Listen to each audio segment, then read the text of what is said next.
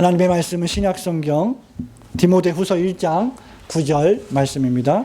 343페이지 1장 디모데후서 1장 9절 한 절 말씀 저와 여러분이 함께 한 목소리로 하나님 말씀 봉독합니다. 시작. 하나님이 우리를 구원하사 거룩하신 부르심으로 부르심은 우리의 행위대로 하심이 아니요 오직 자기 뜻과 영원한 때 전부터 그리스도 예수 안에서 우리에게 주신 은혜대로 하심이라. 아멘. 우리 성도님들께서 잘 기억하시겠지만 지난주에 우리는 소요리 문답에서 말하고 있는 기독론, 즉 예수 그리스도에 관한 교리를 다 마쳤습니다. 기독론이라 함은 예수 그리스도의 인격과 그분이 우리를 위하여 행하신 사역에 관한 것입니다. 그리고 오늘부터 우리는 몇 주 동안 구원론에 해당하는 부분을 살펴볼 것입니다. 구원론이란 무엇이냐면 이제까지 저와 여러분이 살펴본 예수 그리스도의 인격과 그분이 우리를 위하여 행하신 그 사역의 결과가 죄인들인 저와 여러분들에게 어떻게 적용되어지는가를 살피는 부분이 바로 구원론입니다. 그리고 그 첫 번째 시작을 우리는 하나님의 부르심으로부터 시작하게 됩니다. 여러분, 부르심이란 무엇입니까? 영어로 calling이라고 하는데 다른 말로 소명이라고 하죠. calling이란 무엇입니까? 누군가를 부른다는 것입니다. 그것이 사물이든 그것이 사람이든 사물의 이름을 부르든 사람의 이름을 부르든 주의를 환기시키며 나를 바라보도록 그 사람의 또는 그 사물의 이름을 불러주는 것, 그것이 부르심입니다. 그러니까 소명이란 말씀드린 바와 같이 누군가나 또는 어떤 것을 불러주는 것을, 부르는 것을 뜻하죠. 그렇기 때문에 그 소명, 즉 부르심이라고 하는 것은 확실하고도 분명한 결과를 가져오게 됩니다. 어떤 결과를 가져옵니까? 성주원 어린이? 내가 부르면 성주원 어린이는 어떤 결과를 나한테 보입니까? 성주원 어린이? 네라고 하는 대답을 하게 되죠. 누군가의 이름을 부른다면 그는 분명히 그 부르심에 대한 반응을 보일 것입니다. 그렇기 때문에 소명이라고 하는 것, 우리가 교리적인 용어로 또는 성경에 나와 있는 용어대로 소명, 부르심이라고 하는 그 단어에는 반드시 결과가 양산되게 되어 있습니다. 그렇다고 하면 하나님께서 부르셨다. 하나님의 부르심이다. 이 하나님의 부르심이란 반드시 어떤 결과를 가져오게 하는 하나님의 누군가를 향하는 부르심입니다. 그것이 오늘 우리가 살펴볼 말씀입니다. 이 부르심에는 두 가지 측면이 있습니다. 하나는 방법적인 측면이 있고 하나는 목적적인 측면이 있습니다. 신학자들이나 목사들은 이 부르심을, 이 방법론적인 부르심을 두 가지로 구분하는데 하나는 일반적인 부르심, 다른 하나는 효과적인 부르심 또는 유효적인 부르심이라고 부릅니다. 일반적 부르심은 무엇입니까? 저와 여러분이 세상에 나가서 또는 가정에서 학교에서 사회에서 예수 그리스도를 믿으세요. 우리는 죄인입니다. 예수님을 믿어야 구원을 얻습니다라고 하는 말씀을 전할 때 그 말씀이 사람들의 귀에 들려지는 것을 가리켜서 일반적인 부르심이라고 말합니다. 다시 말하면 일반적인 부르심은 전도자들의 복음 전도 메시지를 듣지만 그냥 물리적으로 이 귀가 있으니까 사람들이 예수 믿으세요라고 외치니까 또 설교하니까 물리적인 귀로 듣는 것 자체를 의미합니다. 그것이 일반적인 부르심이라고 할 수 있습니다. 그런데 일반적인 부르심의 특징은 무엇입니까? 그 부르심이, 그 복음 전도 메시지가 귀 속에 그냥 들려서 그걸로 끝난다는 것입니다. 그러나 유효적인 부르심 또는 효과적인 부르심은 뭘까요? 단어 그대로에도 나타나지만 우리 귀에 들리는 복음 전도의 메시지가 물리적인 귀에 들려서 끝나는 것이 아니라 문자 그대로 어떤 효과를 발생하는 것을 말합니다. 성주원 어린이? 오늘 성주원 어린이가 상당히 많이 불림을 당합니다. 듣기는 들었는데 반응을 못한다면 어떤 의미에서 보면 그것은 그냥 일반적인 부름이에요. 효과를 맺지 못하는 부름이죠. 제가 처음에 불렀을 때 크게 대답을 못하면 일반적인 부르심입니다. 성준 어린이? 네, 했습니다. 그게 뭐예요? 무슨 부르심이에요? 효과가 있는 부르심이에요. 그죠? 쉽게 이야기하자면 그렇게 두 가지로 구분을 할 수가 있습니다. 유효적 부르심은, 즉 하나님의 부르심은 전도자들의 복음전도 메시지가 선포될 때 하나님의 성령께서 그 복음전도의 메시지를, 그 들음을 효과적으로 만드셔서 나로 하여금 내가 죄인임을 깨닫게 하고, 내가 죽으면, 예수 믿지 않고 죽으면 지옥에 빠질 비참한 운명임을 확신하게 하고, 그래서 예수 그리스도, 나를 창조하신 예수 그리스도를 내가 믿고 구원을 얻어야 되겠다라고 회개하며 영적으로 다시 태어남을 체험하고 예수님을 구세주로 받아들이게 하는 부르심, 그것이 효과적인 부르심이라고 신학자들은 말합니다. 예를 들면 사도행전 16장 14절에 유명한 말씀이 나오죠. 도대체 무슨 말씀이 나오길래 유명한 말씀이죠? 빌립보 성에 가서 사도 바울이 복음을 전합니다. 빌립보 성에 처음 들어가서 복음을 전하는데 거기에 경건한 여자가 있었어요. 율법을 지키고 하나님 말씀을 지키는 여자가 있었는데 아직 중생받지 못한 여자가 있었습니다. 그 여자 이름이 자주장사 루디아였어요. 그 유명한 루디아. 16장 14절에 이렇게 말합니다. 두아디라 성의 자주장사로서 하나님을 공경하는 루디아라 하는 한 여자가, 그 다음 말씀, 들었는데 그 다음에 주께서 그 마음을 열어 바울의 말을 청종하게 하신지라 라고 했습니다. 바울이 복음전도 메시지를 설교했습니다. 그리고 누가 들었어요? 루디아가 들었어요. 들었는데 그 들었다 그것 자체가 일반적인 부르심이라고 할 수 있는 것이죠.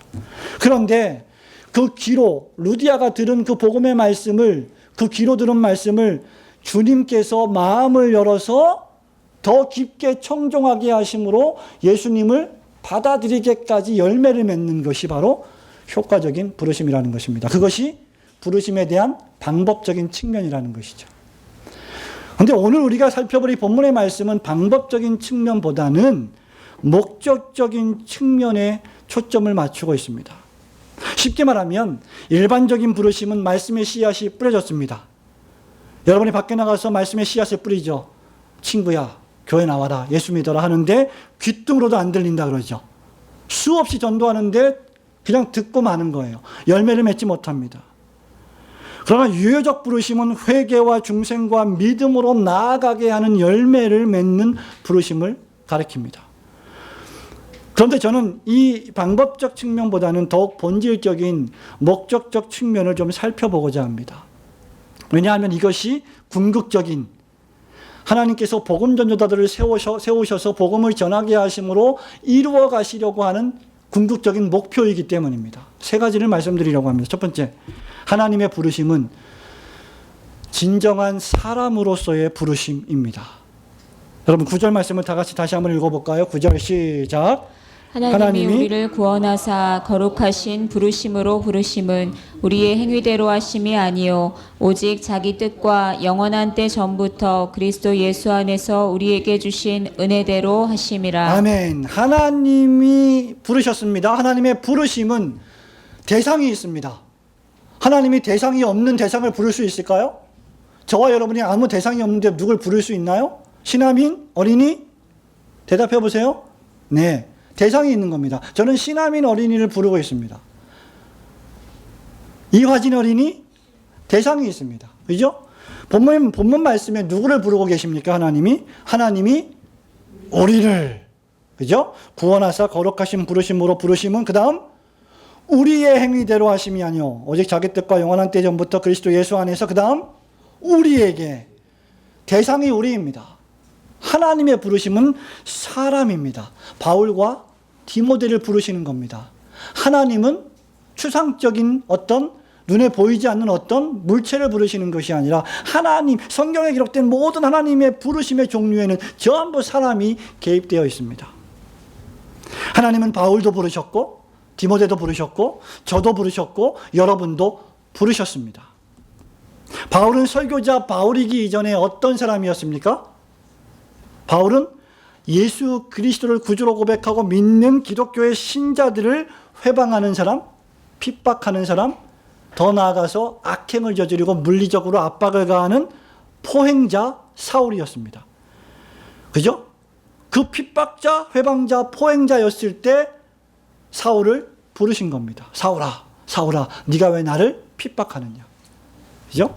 사람을 부르셨습니다. 디모데는 어떤 사람이었습니까? 본문 말씀에 의하면 디모데전서, 디모데후서를 종합해 보면 디모데는 아주 우유부단했습니다. 유약했습니다. 소심했습니다. 무서움을 많이 탔죠. 스승 사도 바울이 감옥에 갇히는 위기에 처하자 그는 두려움에 떨었습니다. 자기를 지도해 줄 스승이 사라질 것 같은 두려움에 휩싸였습니다. 그래서 언제 어느 때 자기도 그러한 운명에 처할지 모를까 봐 걱정하고 고민했습니다. 그러한 디모데를 하나님이 부르시는 겁니다. 하나님은 복음을 전하는 사도와 교사로 세우심을 받기에는 지극히 약점과 문제점이 너무나 많은 존재들을 부르셨습니다.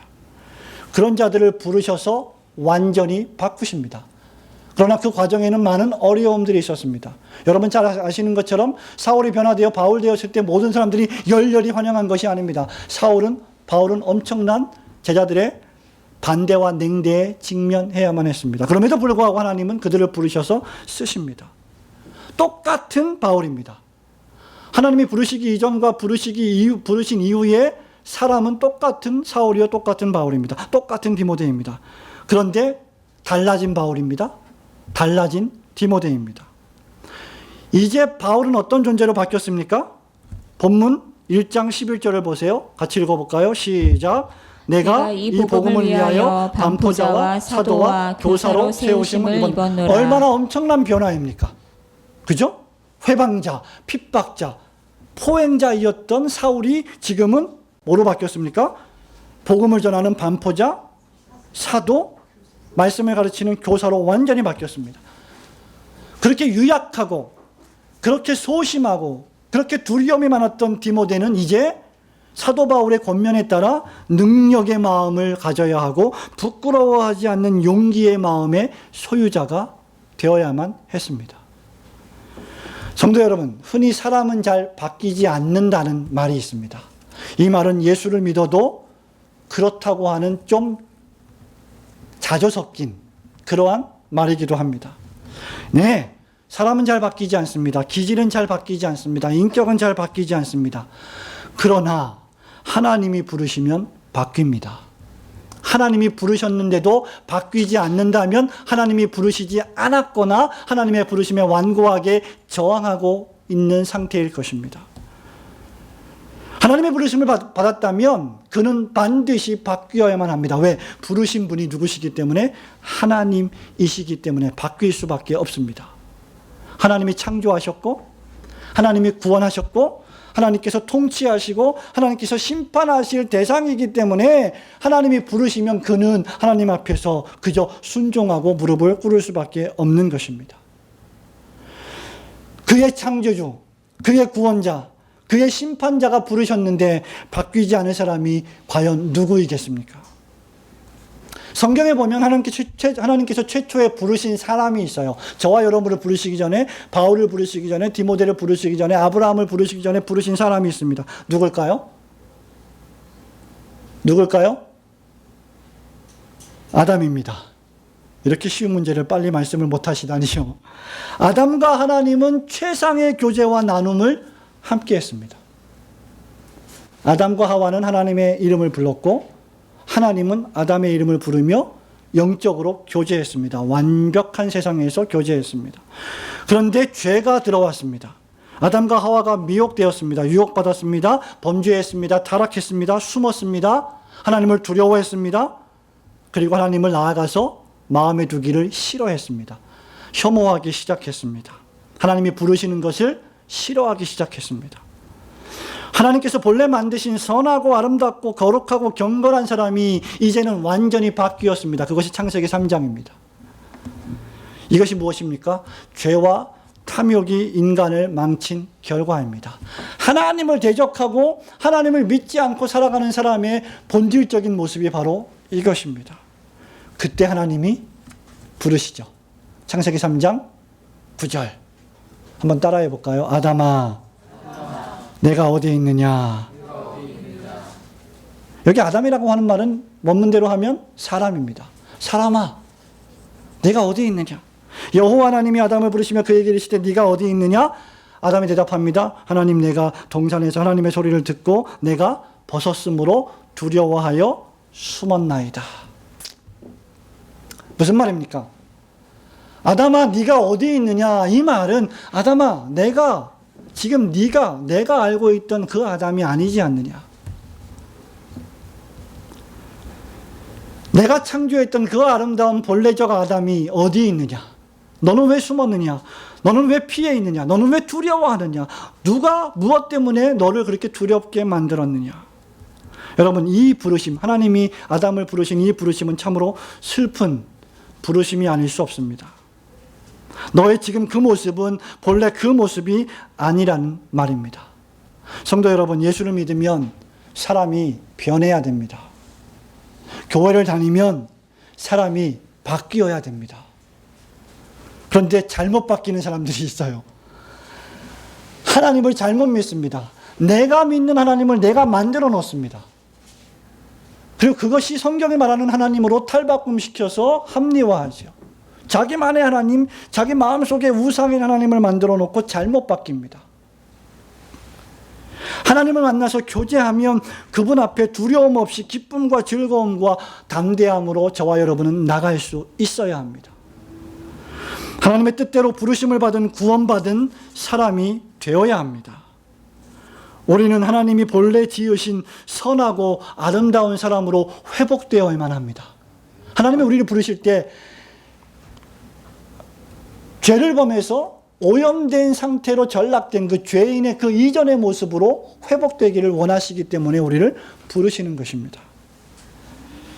그런데 이 일이 내 힘으로 내 자력으로 스스로 되는 일이 결코 아니기 때문에 누구의 부르심이 필요했습니까? 하나님의 불러주심이 필요한 것입니다. 왜냐하면 저와 여러분은 결코 하나님이 부르시기 전에는 결코 하나님께로 올 사람들이 아니기 때문입니다.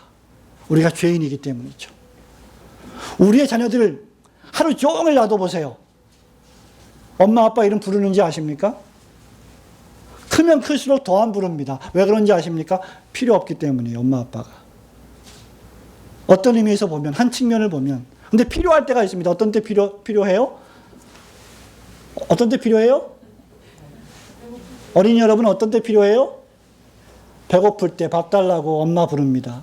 돈 없을 때 돈 달라고 아빠 부릅니다. 돈과 밥이 채워지면 그 다음에 가서 그 은혜를 잊어버리고 조금 삽니다.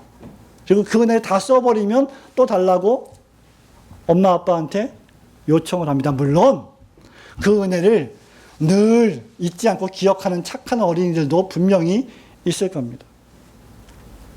그런데 중요한 사실은 저와 여러분은 결코 죄인들이기 때문에 하나님의 강력한 불가항력적인 순종할 수밖에 없는 부르심으로 부르지 않으시면 우리 스스로 하나님 앞에 나아가지 않는다는 사실이죠.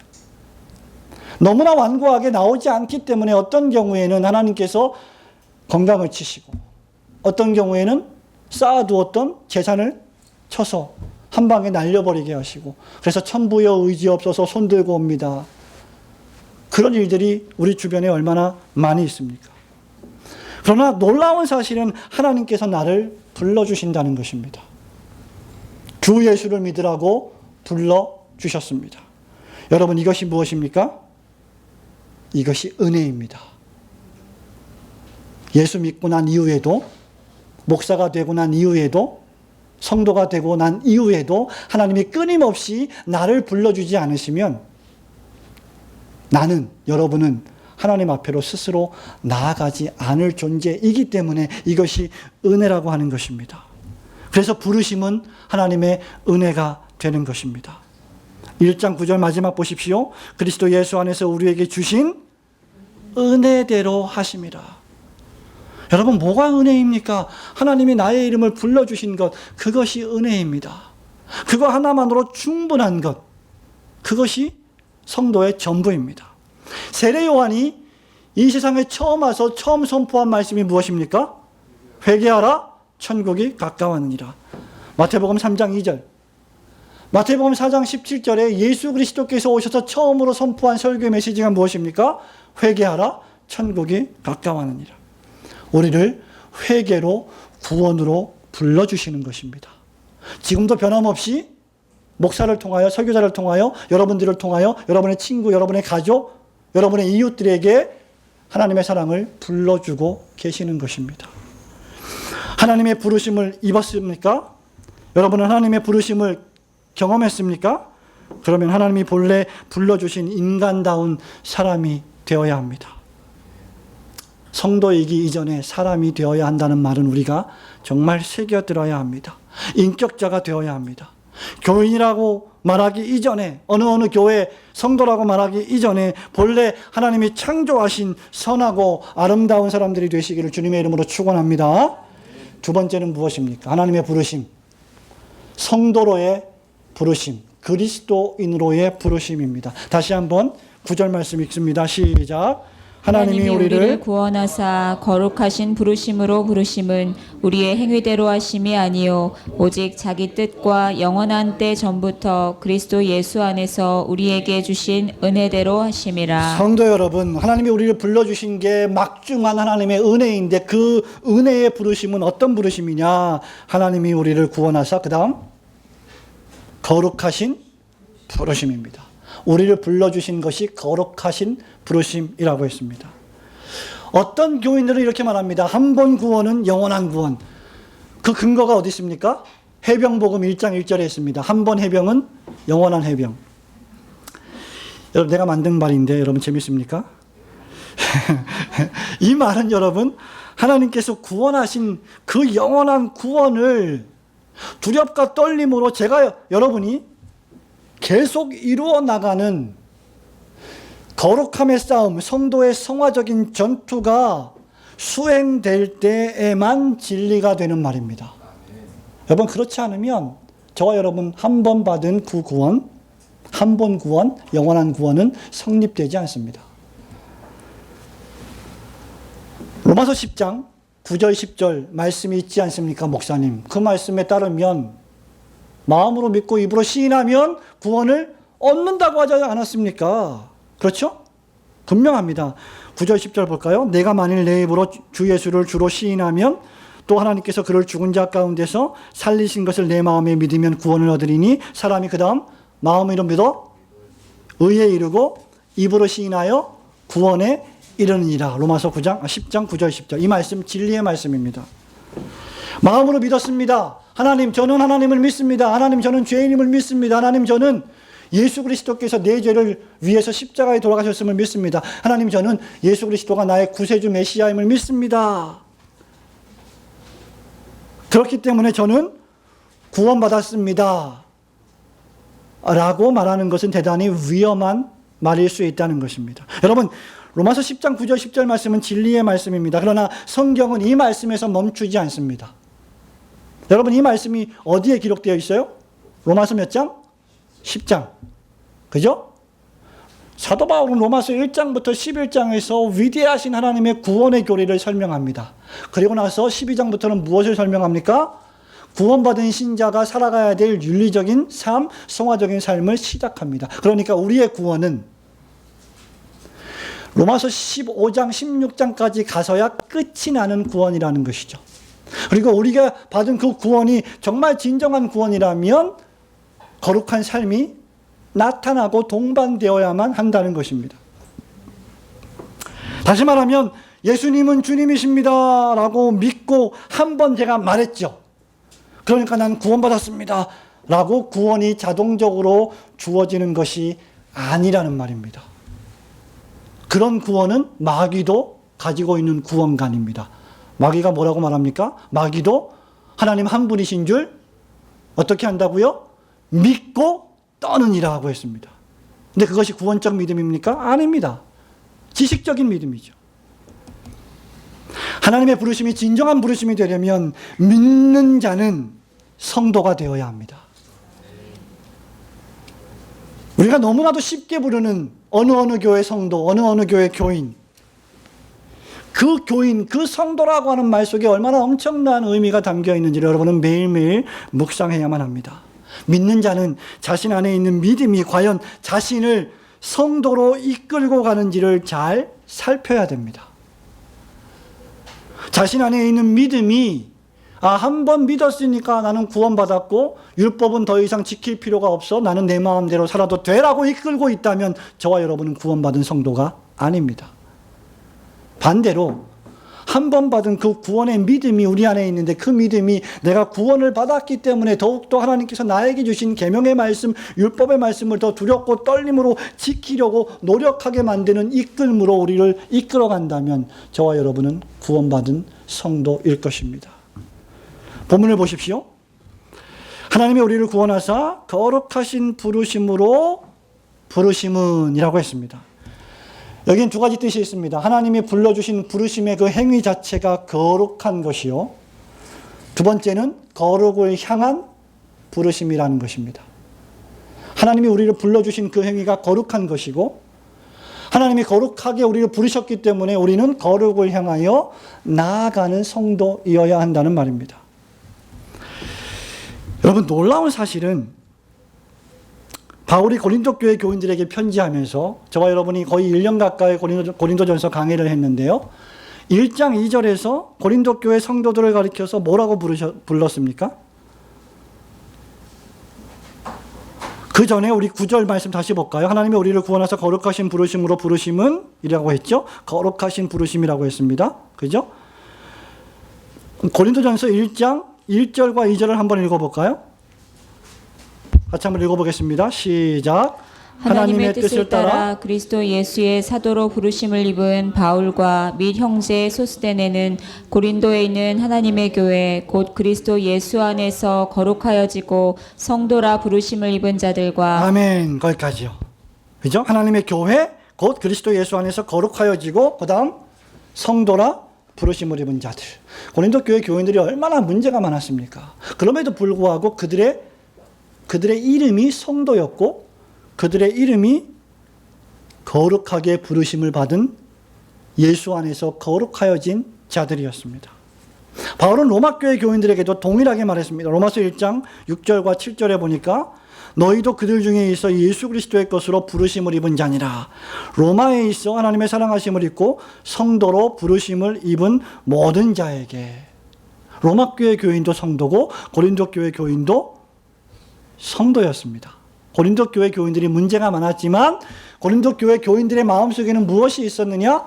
그 문제와 죄 가운데서 싸우고 전투하면서 하나님께로 가까이 나아가고자 하는 마음의 태도가 있었다는 것입니다. 그것이 있는 것이 성도입니다. 성도로의 부르심은 그저 외면적인 행동만 바뀌는 것을 뜻하지 않습니다. 죄인은 마음이 변하지 않았으면서도 얼마든지 아주 거룩하고도 경건한 성도처럼 자기 자신을 치장할 수 있습니다. 그럴 능력이 있어요. 저와 여러분에게는 진정으로 하나님을 사랑하지 않으면서도 하나님을 사랑하는 것처럼 치장할 유혹의 마음이 항상 자리하고 있습니다.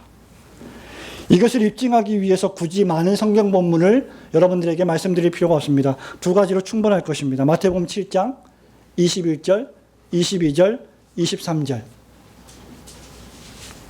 마태복음 7장 같이 찾아볼까요? 21절부터 23절입니다. 무서운 말씀 한번 같이 읽어보겠습니다. 시작. 나더러 주여 주여 하는 자마다 천국에 다 들어갈 것이 아니요 다만 하늘에 계신 내 아버지의 뜻대로 행하는 자라야 들어가리라. 그날에 많은 사람이 나더러 이르되 주여 주여 우리가 주의 이름으로 선지자 노릇하며 주의 이름으로 귀신을 쫓아내며 주의 이름으로 많은 권능을 행치 아니하였나이까 하리니 그때 내가 저희에게 밝히 말하되 내가 너희를 도무지 알지 못하니 불법을 행하는 자들아 내게서 떠나가라 하리라. 네, 얼마든지 종교권 안에 있는 사람들, 즉 어떻게 보면 교회당 안에 있는 사람들, 예배당 안에 있는 사람들이 전매 특허가 무엇입니까? 주여 주여 이름을 부르는 사람들, 종교적인 사람들. 그럼에도 불구하고 주님은 뭐라고 했습니까? 내가 너를 도무지 모른다. 주님의 이름을 얼마나 많이 불렀습니까? 내가 너 도무지 모른다. 진정으로 마음의 변화가 있지 않고 진정으로 삶의 태도의 변화가 있지 않은 사람들, 그저 외면적으로 입술로 또는 외면적인 어느 몇 가지 행동으로 종교적인 행위를 할 수 있는 사람들, 그들은 성도가 아닙니다. 마태복음 23장 25절, 26절, 27절 대표적인 또 하나의 인물들이 나옵니다. 마태복음 23장 25절, 26절, 27절 같이 읽어볼까요? 함께 시작. 화 있을진저 외식하는 서기관들과 바리새인들이여 잔과 대접의 겉은 깨끗이 하되 그 안에는 탐욕과 방탕으로 가득하게 하는도다. 겉은 깨끗이 하되 그 안에는 뭐가 있어요? 탐욕과 방탕. 이것이 아까 말씀드린 대로 자기만의 하나님을 만들어 놓고 그것이 성경적인 하나님이라고 선전하는 사람들을 가리킵니다. 바리새인들이죠. 서기관들이죠. 소경된 바리새인아, 너는 먼저 안을 깨끗이 하라. 그리하면 겉도 깨끗하리라. 무슨 말입니까? 안을 깨끗이 하면 겉도 자동적으로 깨끗하게지는 증거가 분명히 나타날 것이다 라는 말입니다. 참된 성도란 어떤 자입니까? 마음이 바뀌는 자입니다. 태도가 바뀐 자입니다. 여러분, 마음이 안 바뀌었는데 얼마든지 저와 여러분은 마음을 안 주는 사람한테 친절하게 대하는 척 할 수 있습니다. 정말 사랑하지 않는데 내가 너 사랑해 라고 하는 것처럼 위선적으로 가장할 수가 있습니다. 근데 그거는 진짜 사랑이 아니잖아요. 진짜 친한 게 아니잖아요. 중요한 것은 무엇입니까? 내 심령이, 내 마음이, 내 영혼이 변화를 받았느냐. 하나님의 부르심을 정말 받았다면 나는 마음이 변화가 된 자고, 마음이 변화가 되었기 때문에 하나님을 향하여, 사람을 향하여 태도가 바뀐 자입니다. 성경대로 표현하자면 나는 죽고 예수 그리스도가 사시는 것입니다. 여러분이 그토록 좋아하시는 갈라디아서 2장 20절 말씀이죠. 내가 그리스도와 함께 십자가에 못 박혔나니 그런즉 이제는 내가 산 것이 아니요 오직 내 안에 그리스도께서 사신 것이라. 이제 내가 육체 가운데 사는 것은 나를 사랑하사 나를 위하여 자기 몸을 버리신 하나님의 아들을 믿는 믿음 안에서 사는 것이라. 여러분, 이것이 그리스도인의 삶의 총체입니다. 성도. 성도를 다른 말로 뭐라고 말합니까? 나는 죽어버리고 예수 안에서 나는 없어지고 예수 그리스도가 나의 삶을 사시는 것. 이게 쉬운 일입니까? 누가 기독교를 쉽다고 말합니까? 누가 그리스도를 쫓아가는 제자의 삶을 그저 한 번 구원은 영원한 구원이라고 치부할 수 있겠습니까? 여러분, 그러면 실제 내 삶과 실제 내가 살아가고 있는 삶과 남들에게 보여지는 나의 삶이 같아져야 됩니다. 실제 내가 지금 현재 살아가고 있는 나의 삶의 진정한 삶의 모습이 사람들 앞에서 보여지는 삶하고 똑같아야 됩니다. 이것이 성도의 삶이어야 돼요. 그래서 성도는 마태복음 5장에 뭐라 그랬습니까? 예수님이 산상수훈에서 너희는 세상의 빛이요 세상의 소금이다. 사람이 등불을 켜가지고 마루 밑에 두지 않고 어디에 둔다? 등경 위에 둔다. 왜? 모든 사람이 볼 수 있게. 근데 우리는 어떻게 삽니까? 내가 진짜 사는 나의 삶의 모습이 등경 위에 있는 게 아니에요. 그저 종교인처럼 거룩하고 경건하고 멋있게 신앙인처럼 보여지는 삶만 나타내고 진짜 내 삶은 꽁꽁 감추어둔다면 그것은 진정한 성도의 모습이 아니라고 할 수 있을 것입니다. 그래서 여러분이 혼자 있을 때 어떤 삶을 살아내느냐가 많은 사람들 앞에서 어떤 삶으로 보여지느냐를 결정합니다. 이것이 성도의 삶인데 성도를 다른 말로 그리스도인, 헬라어로 크리스티아노스라고 합니다. 크리스티아노스, 안디옥 교회에서 처음으로 붙여진 그리스도인이라고 하는 이름의 뜻이 무엇입니까? 그리스도에게 소속된 사람. 그러니까 군대로 말하면 어떤 군대에 소속된 사람, 그죠? 어떤 대장 밑에 들어가 있는 사람. 교회로 말하면 올고든 교회 안에 소속되어 있는 사람. 그러니까 그 사람이 나가서 하는 모든 삶의 모습은 올고든 교회의 삶의 모습이 되는 것이죠. 무슨 말입니까? 나의 삶에서 올고든 교회의 삶이 드러나는 것입니다.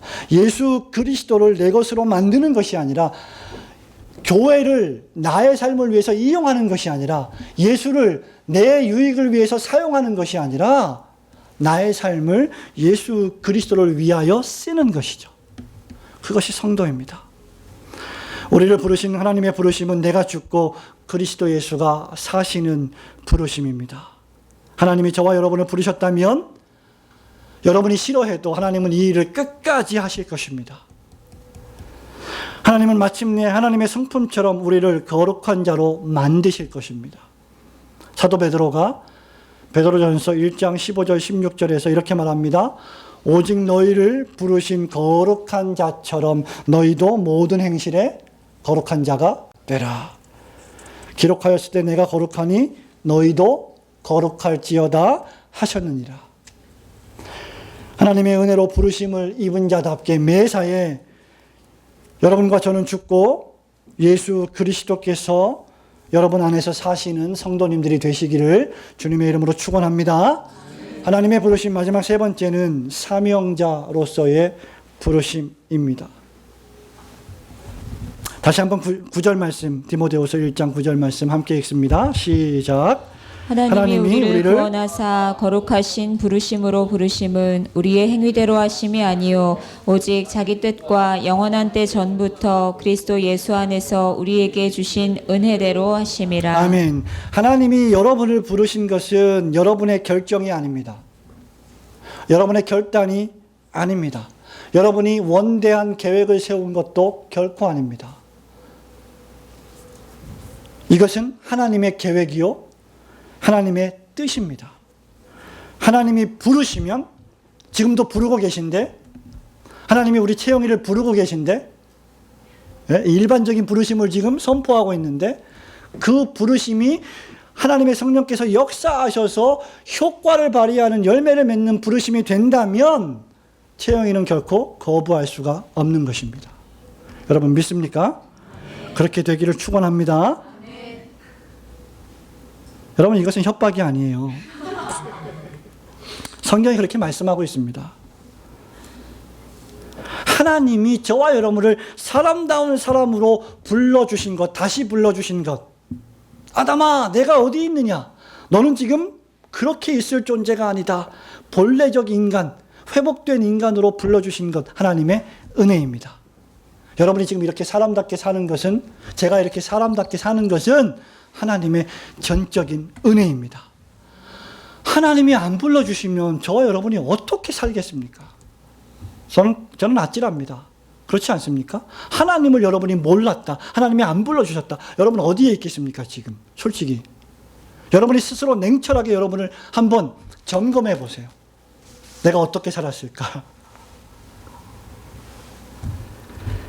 하나님께서 그리스도 예수 안에서 저와 여러분을 성도로 불러주신 것도 은혜입니다. 이것을 절대로 거절할 수가 없습니다. 저는 세 자녀의 아버지입니다. 저에게는 3명의 아들, 딸이 있다 그 말이죠. 아직은 제가 힘이 좀 있어요. 왜? 제가 돈을 버니까. 그죠? 걔네들이 돈을, 물론 뭐 우리 큰딸이 알바해서 좀 돈을 벌긴 하지만 조금밖에 못 벌어요. 그래서 부모님이 없으면 쟤네들은 안 됩니다. 죽습니다. 공부도 못 합니다. 그러니까 영원한 을이에요, 을. 부모님이 갑이야. 그러니까 내가 부르면 하민아? 대답할 수밖에 없어요. 화진아? 대답할 수밖에 없다고요. 대답해야 됩니다. 부모로서 저와 여러분이 자녀들을 부르면 자녀들은 대답할 수밖에 없습니다. 근데 조금 크면 대답 안 해요, 이제. 무시해, 한 번, 두 번 무시합니다. 그다음 3번째 승질나서 부르면 대답합니다. 어떤 때는 말대답까지 하죠. 그죠? 그런데 하나님이 한번 혜림아 하고 부르면 거기에 말대꾸할 계제가 아닙니다. 그럴 수가 없습니다. 주인 된 분이 쓰시겠다고 부르시는데 과연 누가, 만드신 분이 그것을 쓰겠다는데 과연 누가 거절하겠습니까? 어떻게 거부하겠습니까? 이 사람아, 내가 위기에 하나님께 대답하느뇨, 말대답하느뇨. 하나님 왜 에서는 이렇게 만들고 왜 야곱은 이렇게 하셨습니까? 야, 이 사람아, 내가 만들었다. 내가 그렇게 했다. 너 뭐냐? 너는 사람이 아니냐? 너는 인생이 아니냐? 너는 피조물이 아니냐? 그 말입니다. 사랑하는 성도 여러분, 하나님이 우리를 부르실 때 우리가 반항할 수 없는 것은 그것이 본문 9절의 말씀대로 하나님이 자기 뜻과 영원 전부터 그리스도 예수 안에서 여러분에게 은혜로 주신 것이기 때문입니다. 그래서 은혜 받은 자는요, 거부할 수가 없는 거예요.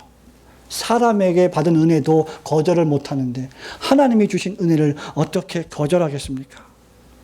여기서 중요한 것은 하나님께서는 우리를 부르시고 한번 불렀으니까 야, 나머지는 너희들이 알아서 잘 살아봐. 마치 하나님이 지구를 창조하시고 내가 지구를 창조한 다음에 거기다가 진화의 법칙을 넣어 넣었으니까 나는 관여 안 할게. 이제 너희들이 알아서 다 살아. 유신 진화론이죠, 이게 소위. 그렇게 방관자로 계시지 않습니다. 만약에 그렇다고 하면 지구는 벌써 폭파되고 끝났을 겁니다. 만약 그렇다면 저와 여러분은 이미 서로를 음모하고 죽이고 중상모략하고 다 살인자가 되었을 겁니다. 그렇지 않겠습니까? 같이 잠을 자는 부부도 서로 싸우고 오해하는 판인데 생판 모르는 남과 얼마나 많이 싸우겠습니까? 하나님이 나를 택하시고 하나님이 나를 부르시고 하나님이 나를 의롭다 하시고 하나님이 나를 마침내 영화롭게 하실 것입니다. 소망이 우리에게 있는 게 아니라 하나님에게 있습니다. 로마서 8장 29절 30절 말씀 같이 한번 찾아서 읽어볼까요? 로마서 8장 29절 30절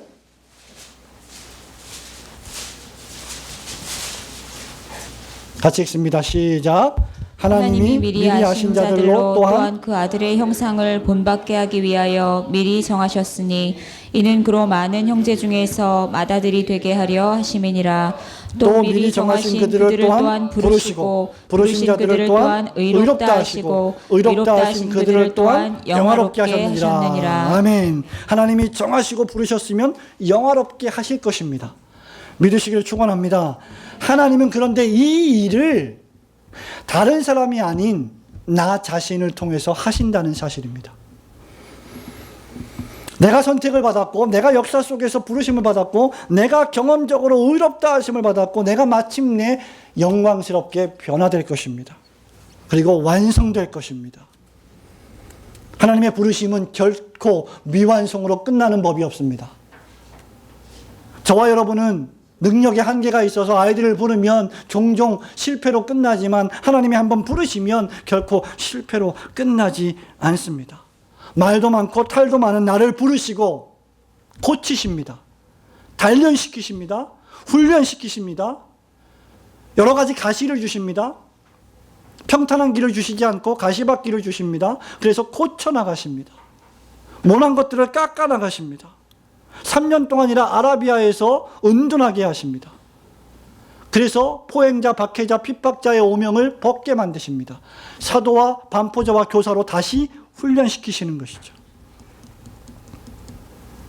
하나님이 나를 징계하시고 책망하시고 용기를 주십니다. 일으켜 세워주십니다. 마침내 영광스러운 하나님의 자녀로 만드실 것입니다.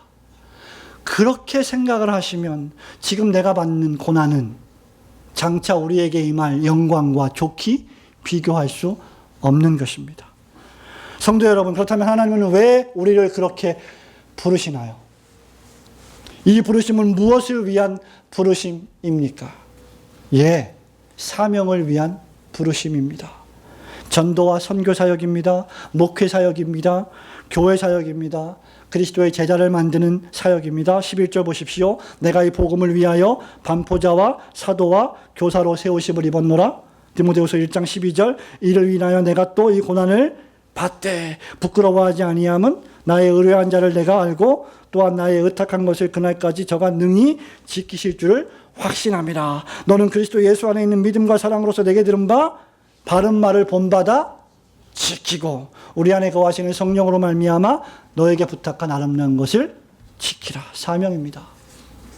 복음에 반대되던 삶에서 복음을 위한 삶, 하나님께서 능히 끝까지 영화롭게 하실 그때까지 나에게 부탁하신 그 거룩한 교회 공동체를 건설해 나가는 사명을 우리는 살아야 합니다. 목사님, 그거는 목사님하고 장로님만 하시는 거 아닙니까? 나는 그냥 성도인데 교인인데 뭐 예배만 드리고 헌금만 하면 되는 거 아닙니까? 아닙니다.